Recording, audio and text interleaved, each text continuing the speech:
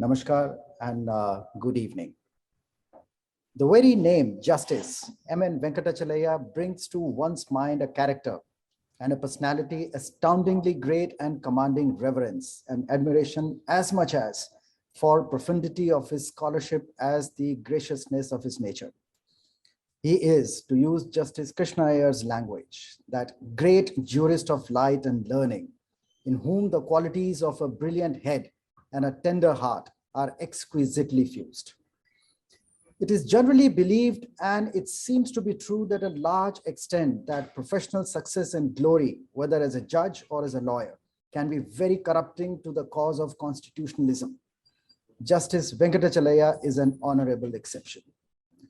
Burke once said that the law sharpens the mind by narrowing it, but in the few of our great judges, law has lifted the mind to a level of comprehension and has kindled a degree of humane ardor unsurpassed in any other profession. Justice Venkatachaliah was sworn in as the judge of the Karnataka High Court on Thursday, November the 6th, 1975, and then began a glorious and glittering judicial career, distinguished by great qualities of head and heart, which mark the man and the judge.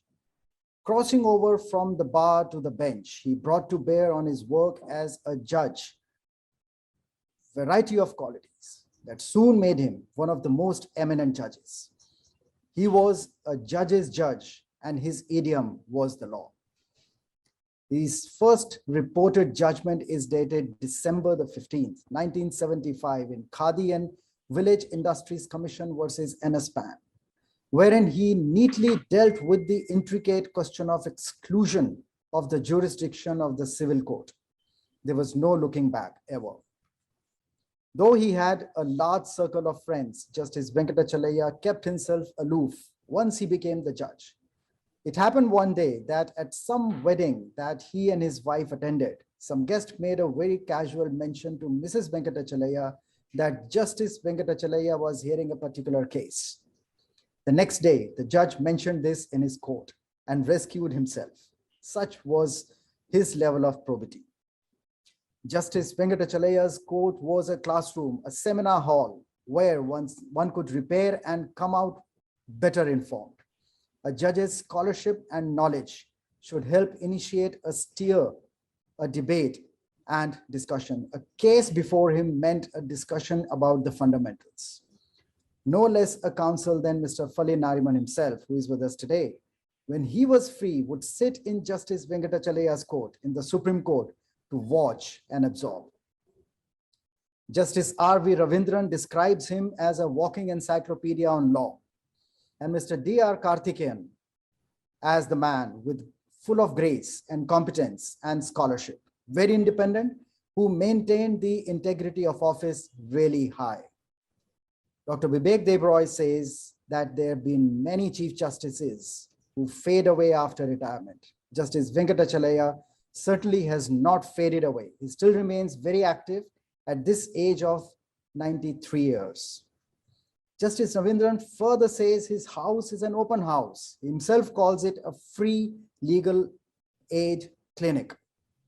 Justice Venkatachaliah's son, Mr. Sesha Raghav, recounted an instance and said, "I was walking down the corner of the street and there was a middle-aged woman from the village. She walked up to me and said, 'There's an old man here who gives free advice and justice. Where is he and where can I meet up with him?'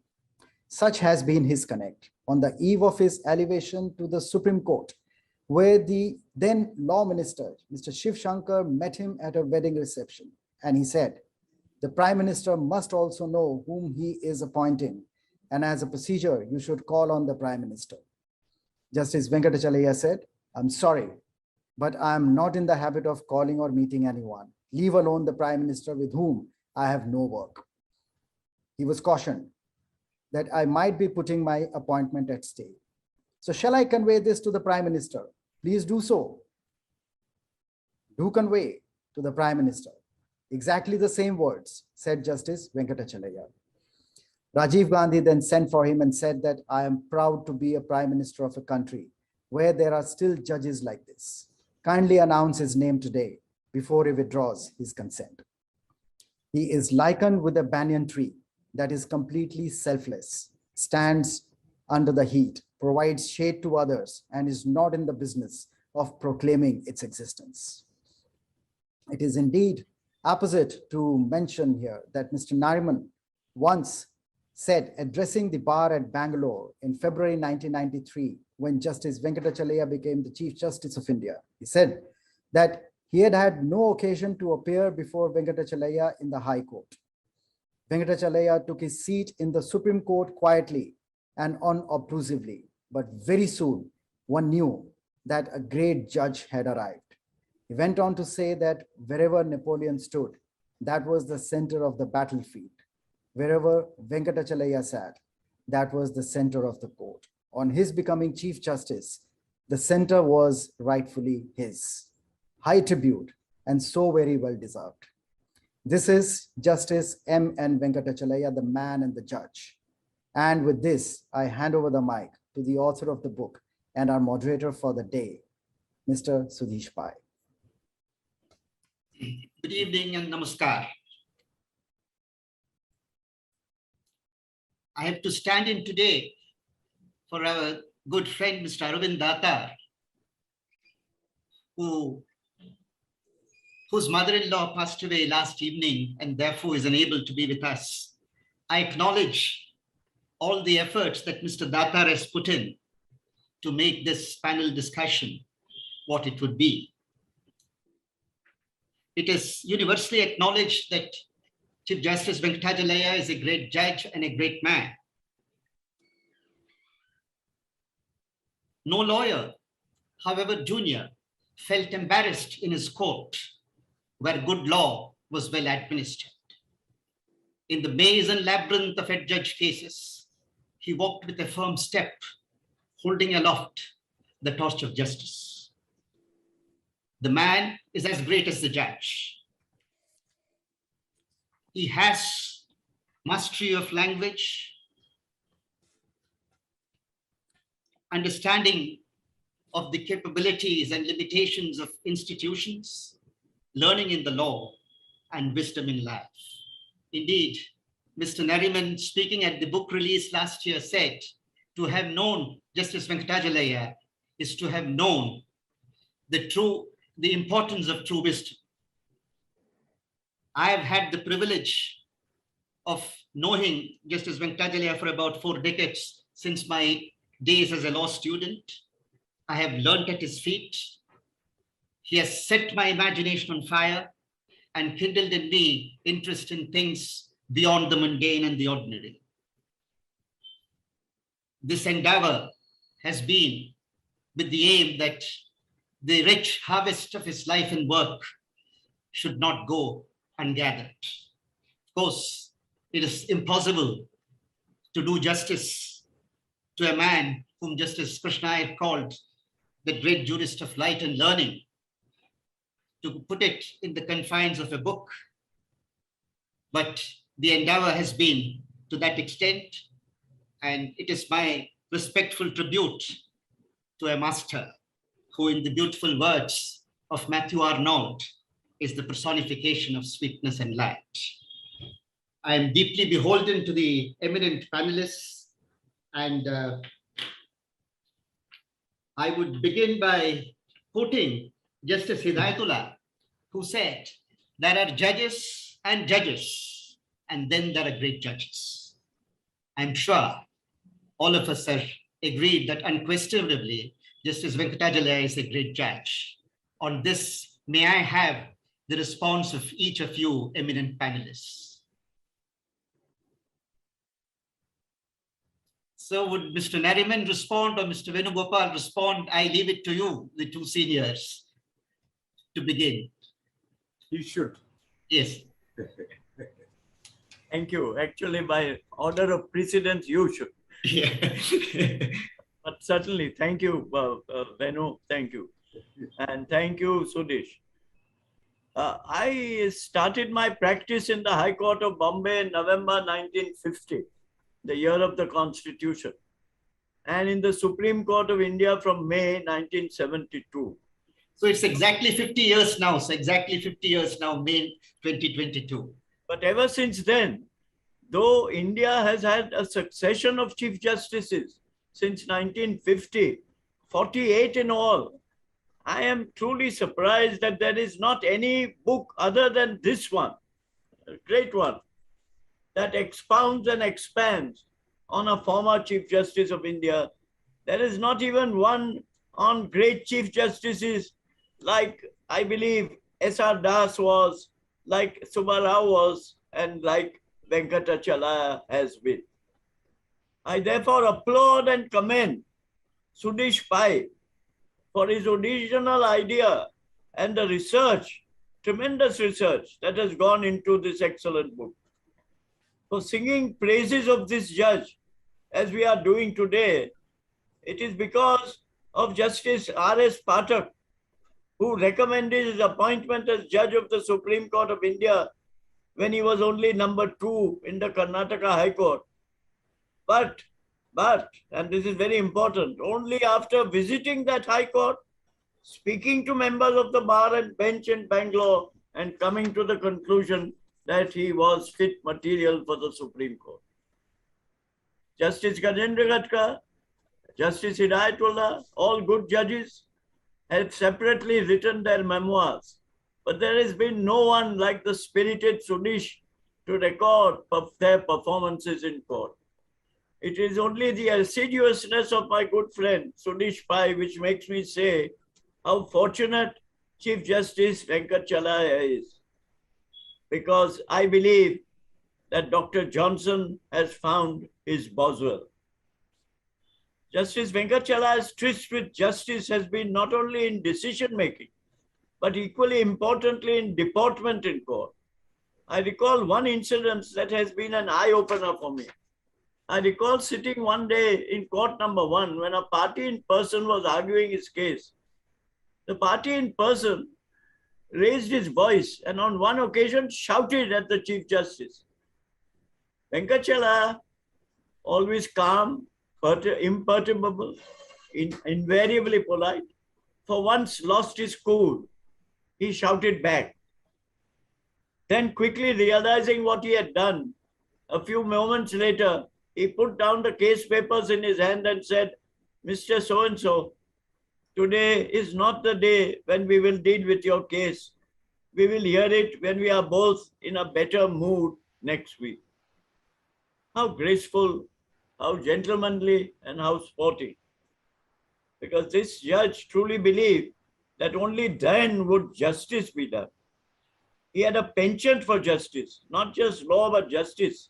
And that is why his judgment in the Union Carbide settlement case, an otherwise very disputed and critical case, is such a permanent record.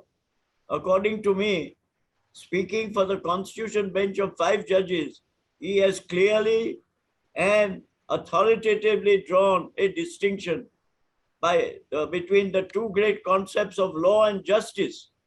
In that case, by upholding the constitutional validity and importance of Article 142. Justice Venkatachaliah has a great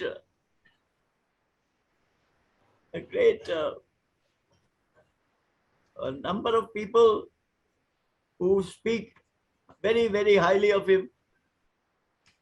And I have not seen anybody who has been critical of him as a man or as a judge. Nobody has ever doubted his integrity.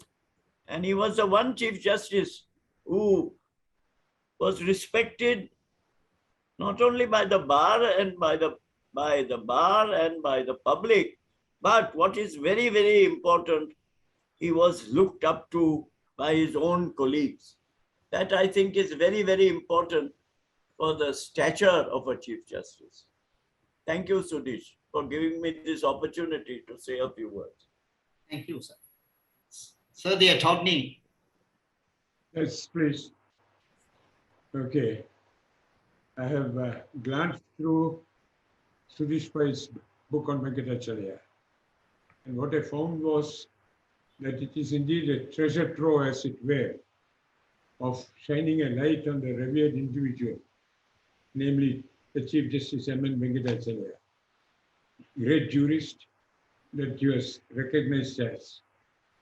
It contains an authoritative account of Justice Venkatachalayah's life and times, a number of interesting anecdotes, and summarizes practically all of his landmark judgments.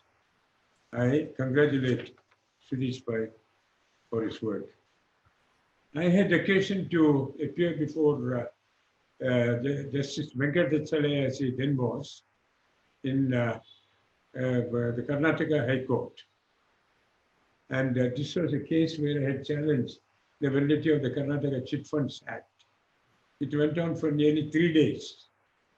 And I was not unhappy when I found that the validity of the act was upheld, because I had not expected anything different. It was because of the client saying that challenge it, let's see what we can happen. Because after all, a law like a regulatory law in the nature of a Chit Funds Act, where many people can suffer getting their fingers burnt, as it were. Therefore, it was not unexpected that the case should be decided against him. After that, when I came as Additional Solicitor General to New Delhi and settled down here, I had more than one occasion to appear before Justice Venkatachaliah as a puisne judge and as a Chief Justice. And I should say that so far as he is concerned, very difficult to find a judge as learned as he was. And he used to give us lectures from the bench in regard to various aspects of Constitution, and mostly citing US judgments. He had all these at his fingertips. He was indeed a great jurist, but he was also a highly spiritual person. And it was a pleasure to have appeared before him, to have known him, and I could mention any number of judgments which he has delivered, which are outstanding.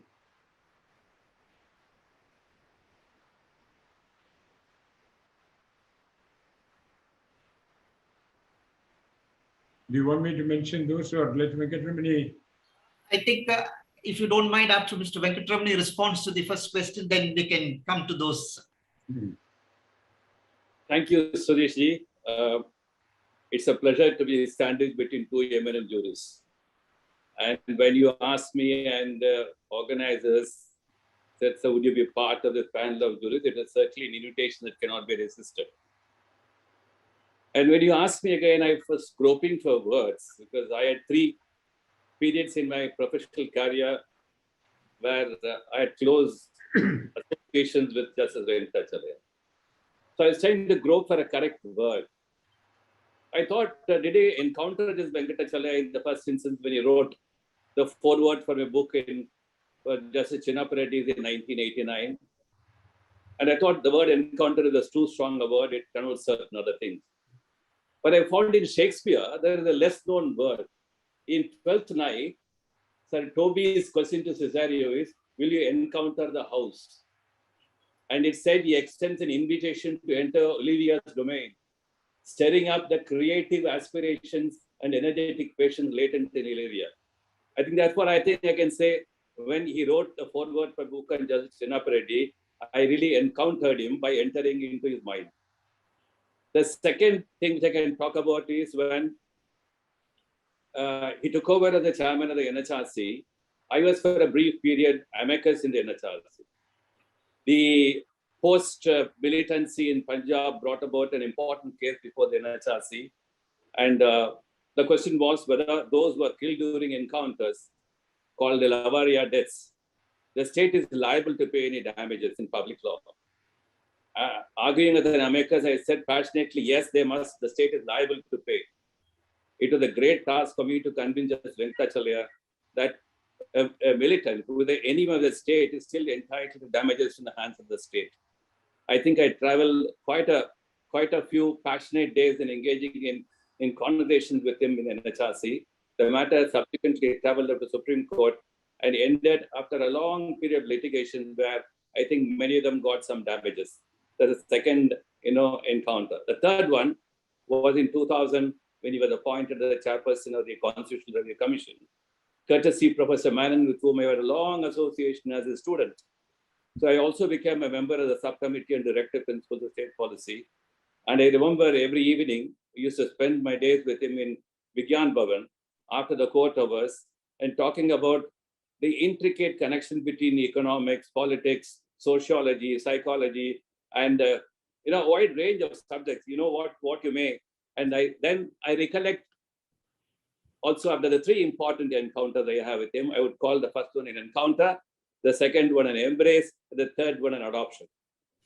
So all the three aspects of my being with him, a lifelong companionship, I think, is so fulfilling. It's so fulfilling. Second only to my close association with Justice Krishna Iyer and none else.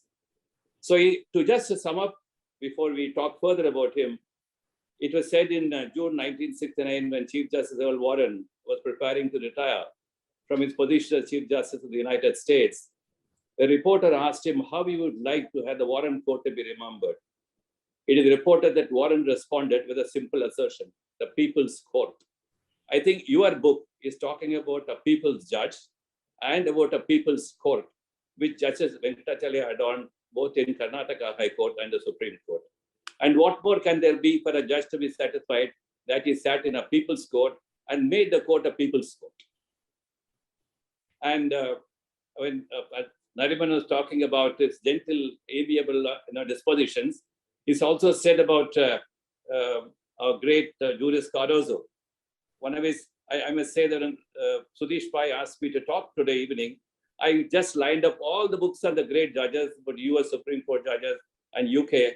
I really could not find out a judge about whom such a voluminous but very perverse, a perspective literature has been compiled and gathered. I did not find that. Many of these books are in biographies, and they talk about some important landmark judgments.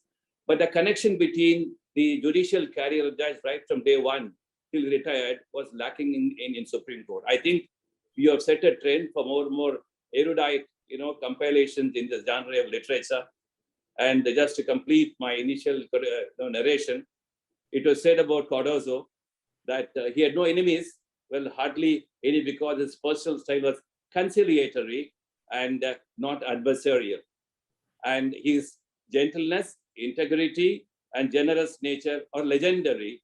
And in these respects, at least the legend is accurate. I think I should the same thing about Justice Venkatachaliah. Beyond that, I have so many personal moments. After my initial encounter at Chinnappa preface, I remember after I wrote the preface for Chinnappa Reddy's book, I sent a forward to Justice Chinnappa Reddy. I got a handwritten letter from Justice Chinnappa Reddy, which I preserved even today. He said, disregard an earlier preface written by another Supreme Court judge. Your book does not deserve that kind of a preface. This preface fits in well with your hard work put in Chinnappa Reddy's judgment. I must praise Justice Venkatachaliah for the time he has taken to concur with me on some of his opinions by writing a very beautiful, foreword. A foreword which runs into only 3-4 pages. So I'm really happy to be here today. I think probably we can say more and more things about Venkatachaliah. More about my personal life with him, I think we'll reserve for some other day. Thank you. Thank you. Mr. Venugopal wanted to refer to some of the cases that he had in mind. Maybe Borobabu Singh, where Chief Justice called the Manipur speaker to the court, and where you had appeared for him, sir. And the Babri Masjid also, where Dr. Barbar Singh was the Speaker of the Manipur Legislative Assembly. And the Speaker believes that he is immune from the jurisdiction of the courts. And that is because the Constitution itself gives the Speaker a very special position. The courts are not entitled to interfere with the internal working of the Assembly. But nevertheless, he came to a situation where a notice was issued to him to appear before the court. He thought that it was totally inappropriate that the Supreme Court of India or any court should summon him. He refused. after 2 or 3 similar summons from the Supreme Court of India, from Chief Justice Venkatachaliah, Chief Justice of Venkatachaliah did not hesitate to direct the police to arrest him and bring him before the court. And at that stage, he came to me. So I told him, look, it's now a little too late. Therefore, having lost a case, having been asked to appear, you have no choice. And therefore, you have been, the police have been asked to bring you. And therefore, in those circumstances, come with me, leave it to me. The judge is not going to haul you up for contempt, though he had committed contempt. And therefore, at 2 p.m., the matter was fixed for hearing. Bhadur Singh appeared. I took him and made him sit next to me. When the Chief Justice and the bench assembled, all of us stood up. He looked round. He asked, is the speaker here? I said, yes, my lord. He said, very well, in which case I'll close the matter. He did not choose to take any action against, which he could have. But of course, I think he may have thought of the constitutional restraints also on the judiciary in hauling up a speaker. It would have perhaps resulted in a crisis. But I'm sure that Chief Justice Venkatachaliah would not have hesitated if the situation required that he should issue notice of contempt and convict him. And that's a Bhadur Singh case. But this was not for his work as speaker in the assembly. This was for his administrative side, heading the secretariat to the speaker, not for anything he did in the house, presiding over its deliberations. That's right. Then the next one, the Babri Masjid, was a case where I was appearing for Kalyan Singh, who was the Chief Minister of UP. And there is strong material which the Attorney General then, Milan Banerjee, produced before the court to say that they had secret reports showing that there would be an attempt to demolish the masjid. And they produced he appeared in court before Justice Venkatachaliah, as it then was, produced the material. But Shri Kalyan Singh filed an affidavit saying that he would have enough police force to protect the Babri Masjid. And based on the assurance in the affidavit, the matter was dropped by Justice Venkatachaliah. But I was having my lunch. I believe it was on a Sunday. And to my shock, I found people on top of the masjid with crowbars and pickaxes and so on, breaking the dome. And within 2 minutes, I got a call from the Justice Venkatachalaiah's secretary, asking me to appear before him at his residence. And when I went there, there were a large number of reporters, photographers, and so on, and a little crowd of advocates. And Mr. Milan Banerjee also was there, and they asked me, they looked at me accusingly, and Justice Venkatachaliah, as he then was, he told me, you had assured us that nothing would happen. And see what is happening there in the television. I said, I did assure you. It is my client who has filed an affidavit to that effect. And if he has gone back upon that, then I can only hang my head in shame that this has happened. And I said that let this be stopped and let the bricks be put back quickly by the central government, so that by next morning, the masjid, the dome will be standing as it was before it was demolished. But Milan Banerjee said, no. He's now trying to pass on the buck and so on. And therefore nothing happened, and the Babri Masjid was unfortunately demolished. Now that is a position which happened there. And the sequel of that was Kalyan Singh was hauled up for contempt, and he was punished with what I thought was a rather mild punishment until the rising of the court. But all the big leaders were accused, and I had known Sri L.K. Advani from 1975 when I appeared in the Karnataka High Court, where he had been detained along with all the other leaders. And I had appeared for the person who became a railway minister later. And all of them were directed to be released. That is Sri Vajpayee, who was in house arrest in Delhi, and the others who were under arrest in the Bangalore court, because they were there when the emergency was declared. And though they were released then and there, the Sri A.N. Ray, who was then the Chief Justice, and everybody expected this. Without a single piece of paper, within an hour, the additional Advocate General, Solicitor General, Sri V.P. Raman, mentioned it to him in open court. Manoj, look at this. Article 21 is suspended, and 19 is suspended, and the court has released his detainees. And without anything, A.N. Ray said, stay the order, and that is what has happened. I appeared for L.K. Advani later on, and all of them were taken to Lucknow before the special judge, and they were all acquitted along with the caskets. And that's the history of Babri Masjid. Mr. Nariman sir, would you say something about Ranjit Thakur's case, which is Justice Venkatachalya's first judgment in the Supreme Court 10 days after he took his seat there? Yes, yes. And you had also said what Dr. Janjal quoted, that wherever Napoleon stood, that was the center of the battlefield. Wherever Justice Venkatachalaya sat, that's the center of the court. I remember hearing you say that in Bangalore in '93 on Justice Venkatachalya's appointment as the CJI. Ranjit Thakur, thank you. Thank you. Ranjit Thakur was, as you said, one of his very early, perhaps his first judgment. Punishment must never be vindictive or unduly harsh, nor so disproportionate to the offense as to shock one's conscience. All of which, of course, is a reflection of the doctrine of proportionality.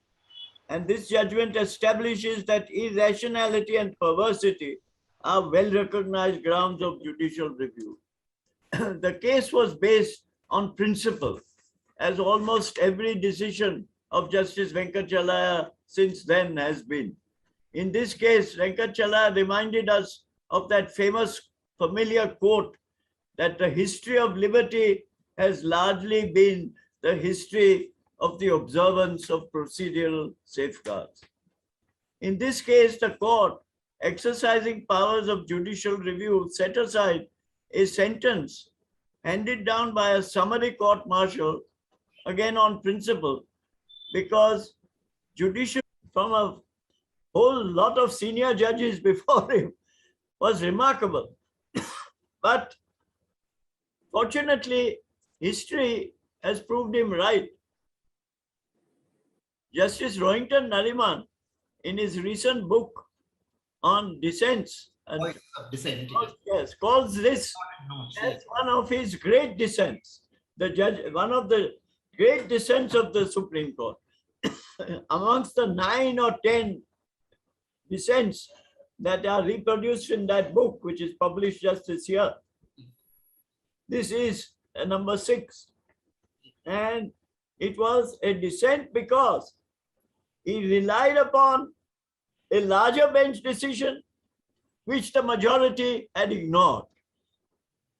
The bench decision in Mirajka's case, that an order of a court can never be said to contravene fundamental rights.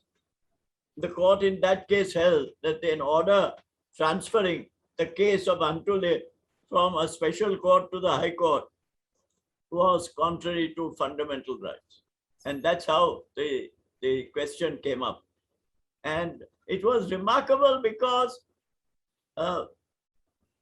Justice Venkatachalaya, never forceful in his views in court, established in that case that one of the junior judges can be right on principle.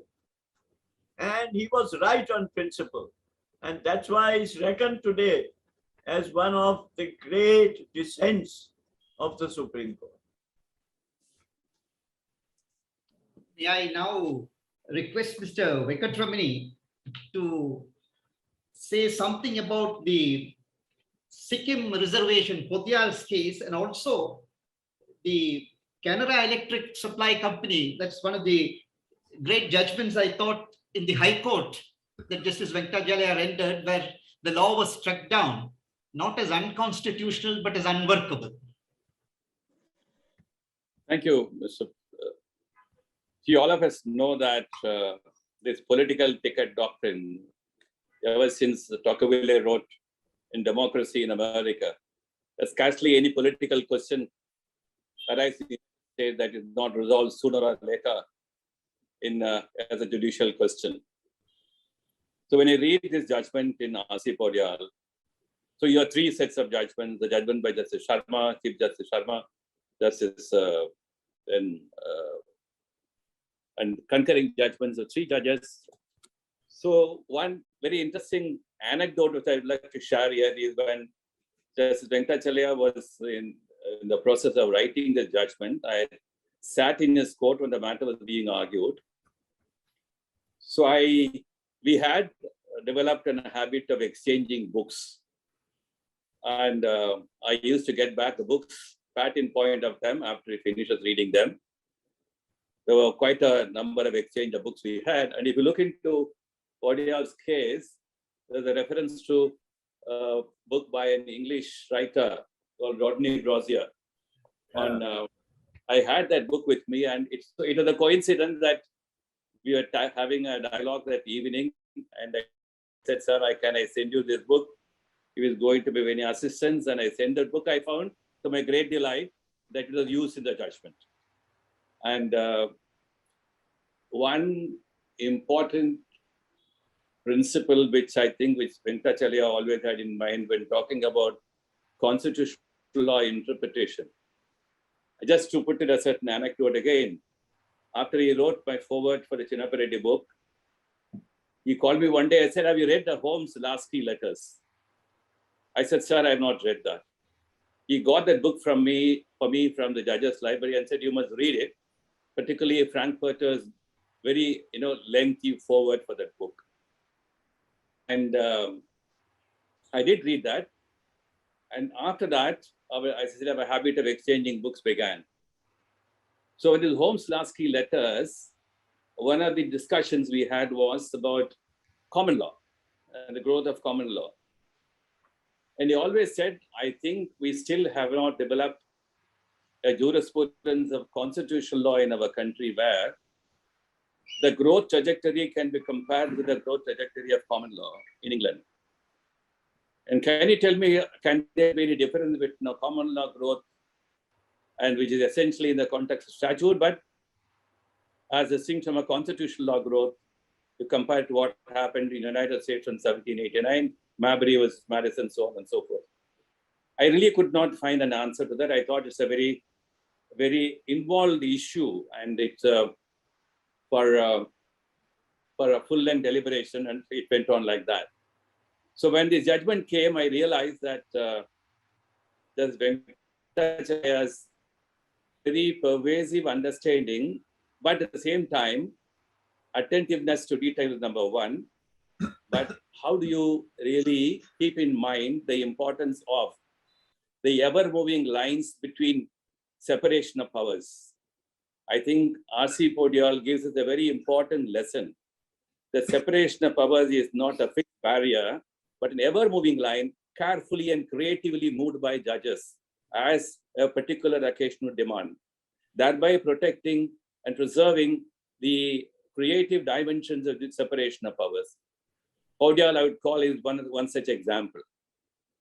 And if you ask me to comment on that High Court judgment on Canara, yes. Then I looked into the judgment and found out whether a law has been struck down by any court on the ground that the intractability of the language of the law is a reason. I couldn't really find any case where any court has struck it down on this ground. But I think it's a very important dimension that as one stint in the Law Commission, one of the questions that often we used to have discussion in the Law Commission was, how do you really make the language of a law tractable and the purpose of the law attainable? These are two important goals which a law should keep in mind. And very often you'll find that many of the legislations have lofty goals, but they're not attainable for a variety of reasons. Whether can a law be set aside or declared unconstitutional by only on the sole reason of intractability of a language, or the goal or the law object of the law is not attainable, I'm still not very sure. But I think it requires a very courageous judge to say, because ultimately the law is the purposeless law, why should it remain on the statute book? I think that's where probably Venkatachaliah picked up that understanding. I must really congratulate him for this very unique contribution and also an isolated judgment in the entire jurisprudence of striking down legislations. Very good. Nice. So it was said of Justice Frankfurter that his whole life was in a way a preparation for the Supreme Court, and his appointment had an aesthetically satisfying inevitability. Would we not be right in saying the same thing about Chief Justice Venkatachaliah? Attorney, Oh, I mean, I didn't catch your question. Do you mind repeating that? Yeah. I said, can it not be said of Justice Venkatachaliah as was said of Justice Felix Frankfurter, that his whole life was in a way a preparation for the Supreme Court, and his appointment had an aesthetically satisfying inevitability? No, it was very clear from the very beginning when he was in the High Court itself, where I had appeared before him, that he stood out as a person totally different from the other judges. He was a brilliant jurist and so learned that you could listen to him citing case after case, which you should have looked up, but the lawyers failed to do so. And not only that, there was an air of spirituality about it. And I remember I was president of the Supreme Court Bar Association on the day when he retired, and the practice was for the SCBA to host a tea for the Chief Justice who was retiring, or any judge of the Supreme Court was retiring. And when he entered the lawns for with some other judges, I found a very large number of lawyers, senior lawyers, junior lawyers. They're practically queuing up to touch his feet, and not the practice of in the north of touching the knee. They're practically bending right down and touching his feet. Now this I thought was very strange, because this had never been seen in the case of any other judge. I've been here from as a regular practitioner from 1979, and this had never happened before. And this showed what a unique person Justice Venkatachaliah was. So, Nariman sir, your response to that? Yeah, you see what he speaks about, what the attorney just mentioned. Yes. Makes me recall that one could look upon him as a holy person on the bench.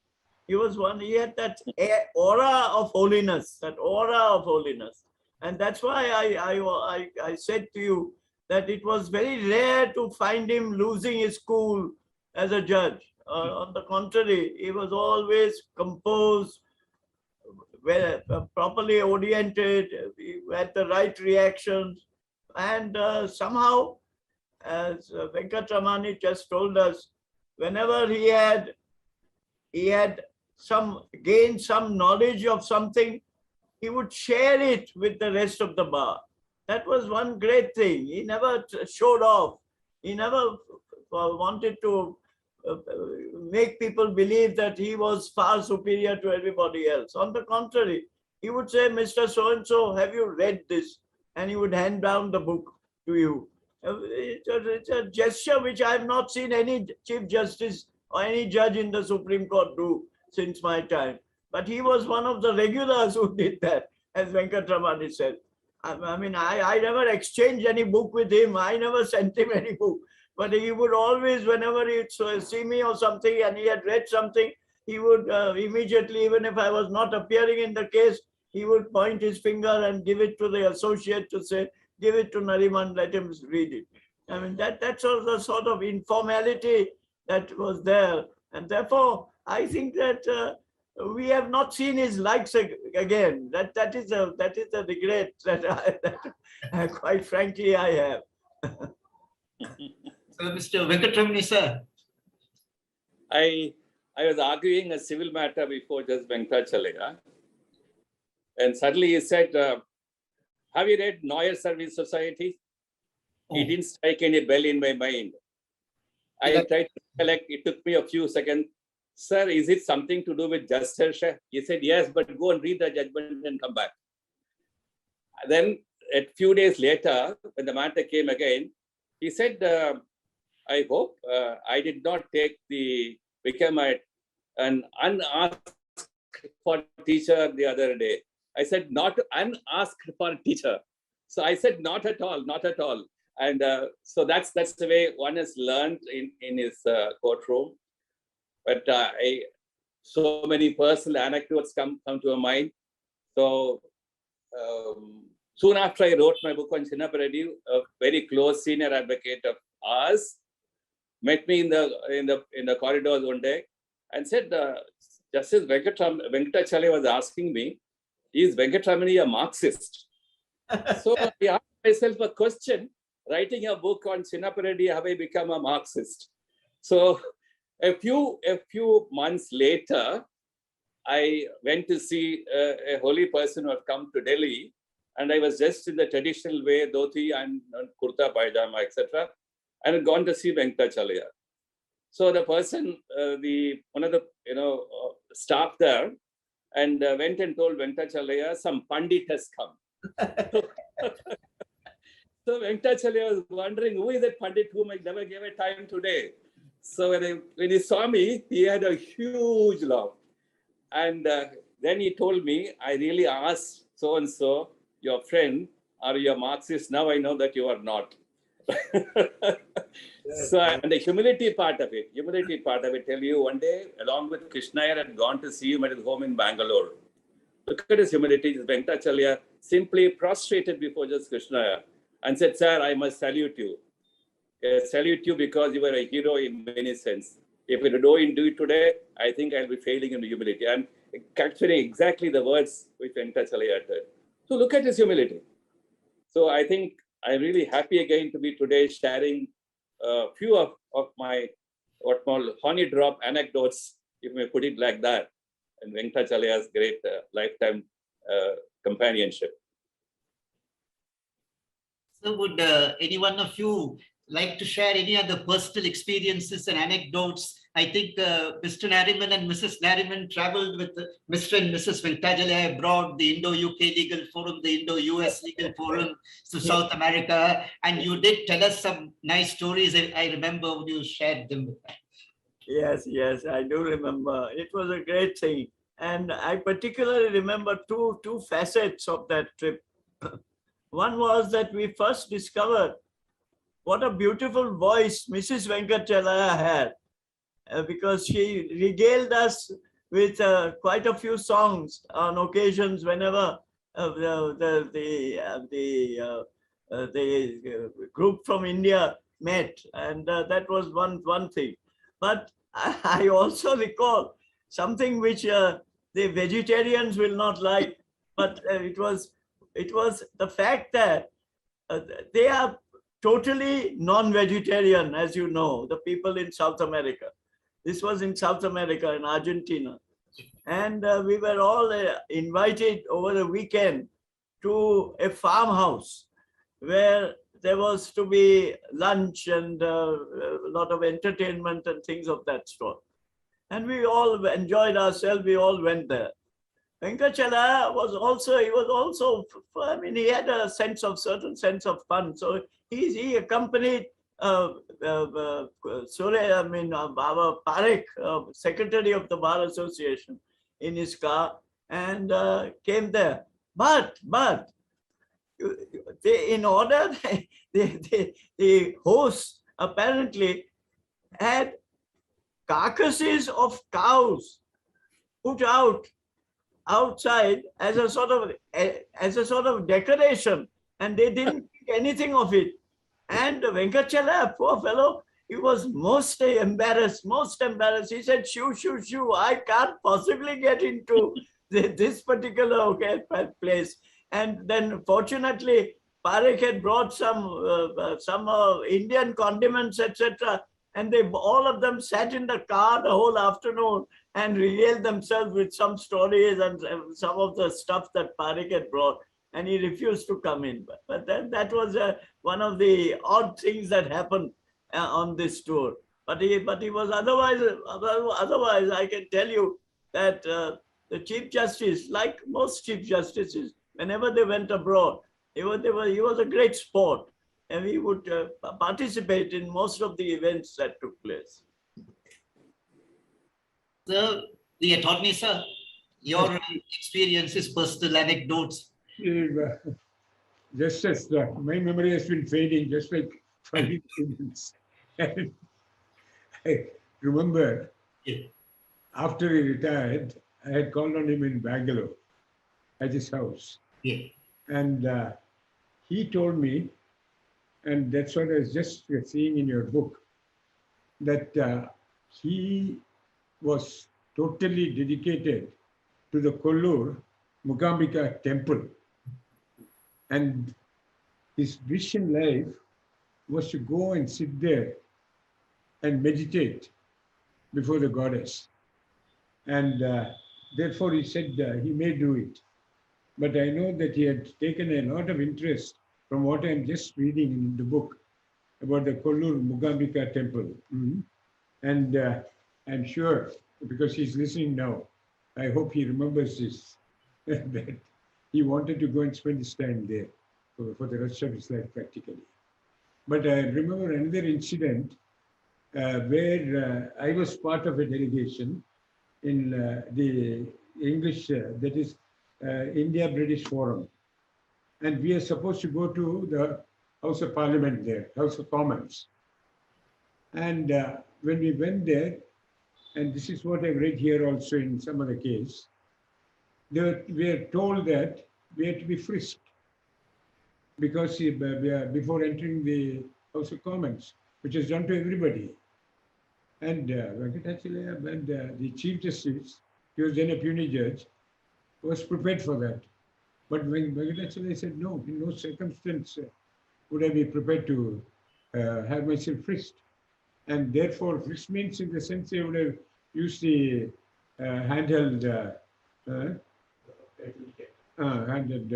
machine. And therefore, it is merely because of him we did not enter the House of Commons. He was very strict about it.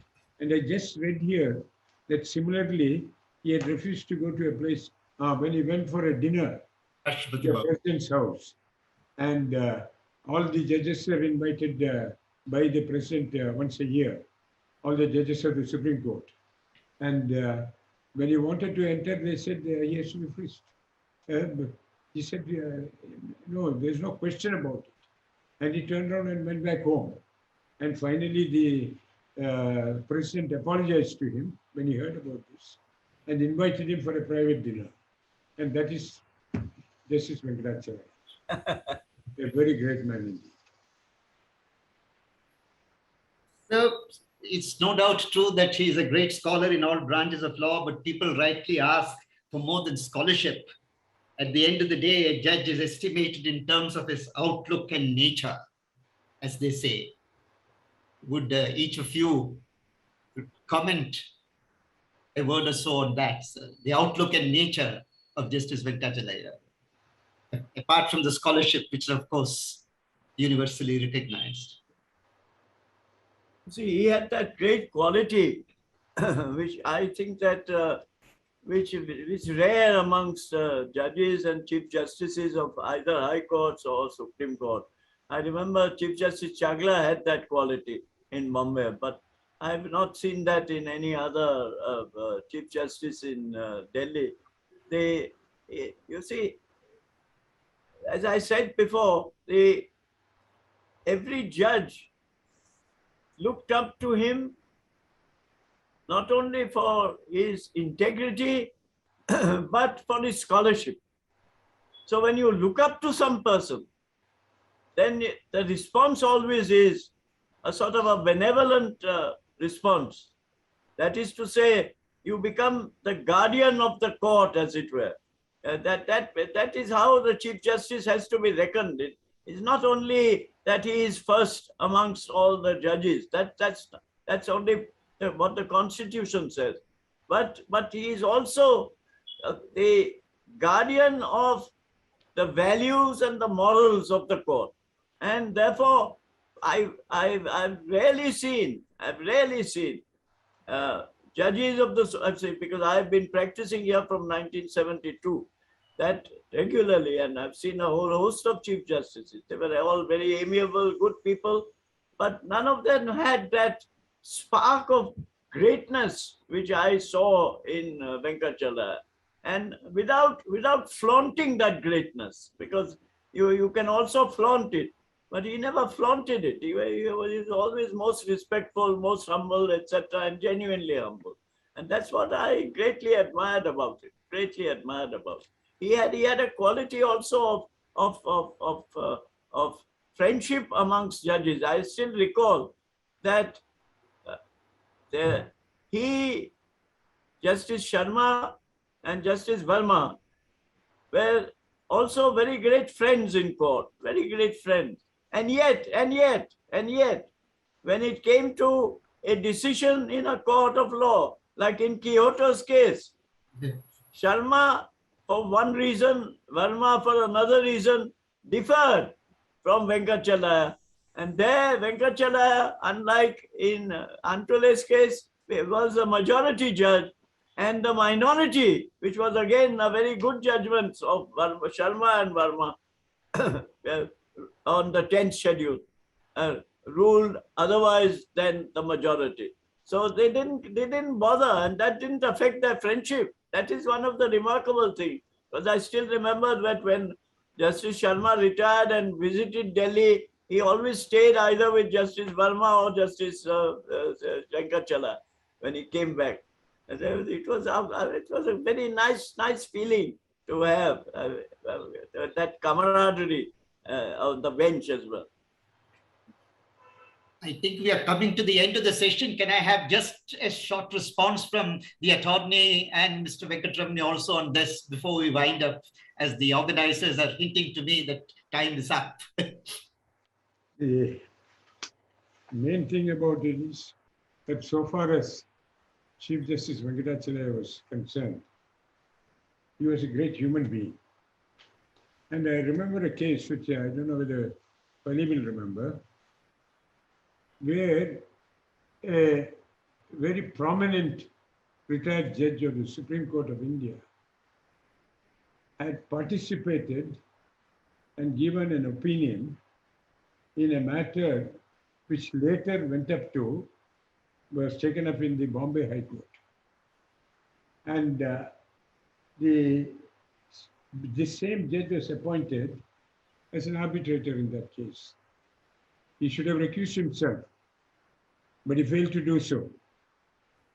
And the result was that the government came up, and the government had a copy of this opinion and wanted to place it before the court. Yes. But told the party, Yeah. I won't allow this case to go on. You better agree to the matter going back to the Bombay High Court. Let it be argued on merits. Let's forget this arbitrary award. He could have decided that so far as the judge is concerned, the retired judge, he was guilty of a misconduct. Impropriety. And therefore, he refrained from doing so and saved the judge, as otherwise the judge would have been in serious, very serious trouble. And I was in the case and I did not want the client to continue with this case. Client refused, but the Chief Justice Venkatachaliah told him, you better withdraw it, otherwise I'm going to take serious action against you as well. And therefore the matter was remitted back to the Bombay High Court. Yeah. He did all this because he did not want the judiciary to be exposed to this sort of toxicity. Justice was a watchword for it. Justice. Yes, yes, yes. Justice. That's the greatness of the judge. Yeah, yes, good, great. Yes. Mr. Venkataramani, sir, a last word from you. It's again maybe anecdotal. I think it's given to very few blessed people to seamlessly connect the life of law and the laws of life. Venkatachaliah had that seamless connection. And just about 6.5 years ago in 2016, probably you know, and there's a book written by a person called Sri M, and was written his autobiography, born in a Muslim family, talking about his previous birth as a Hindu yogi and things like that. And the former king of Travancore, when I went to meet him, had asked me to read this book. And I picked up the book in Bangalore airport. I found just Venkatachalaiah's photograph somewhere in the middle. So after reading that book, I called just Venkatachaliah and said, sir, I just read this book. Can you tell me about your acquaintance with this very incredible autobiography? He said it needs a lot of time for me to talk about that. But I just left it there. But 2016, this gentleman, Sri M, had organized the Padayatra from Kanyakumari to Kashmir. And he did that in a grand way. And just Venkatachaliah came to Delhi. Along with him, myself, Mrs. Venkataramani, Venkatachaliah, and a few others walked somewhere from the southern part of Delhi, about 15 kilometers. Walked all the way. I really admire this great judge's humility and being part of a great endeavor, which probably he thought is a great unifying force of a great tradition and culture. And Sri M, as I said, is always grateful to Venkatachaliah for his presence in Delhi. And he says that's a remarkable thing to happen for a Chief Justice of India to walk with us. So I think that's the kind of a walk he had with all of us. And that walk, I think, as I said, is a very rare walk. I am thankful to you once again for calling me today evening. Good. Thank you very much, each one of you, very eminent panelists. It has been my pleasure and privilege to be with you. And thank you very much once again. Namaskar. Thank you, Dr. Gentlemen, it's been a fantastic discussion and recollections on Justice Venkatachaliah. I'm sure he certainly commands and always commanded respect and admiration. It is said that, he has a kind of spiritual reverence. Anybody who comes in contact with him, it rubs off on him. And I've experienced it myself and been a beneficiary of his spiritual reverence. Mr. Sudhish Pai, Mr. Fali Nariman, Mr. Venkataramani, Mr. Venugopal, thank you very much for joining us this evening. I look forward to seeing you on the 14th, which is Saturday, later this week. Namaskar. Namaskar, sir. Good evening, sir. Namaskar.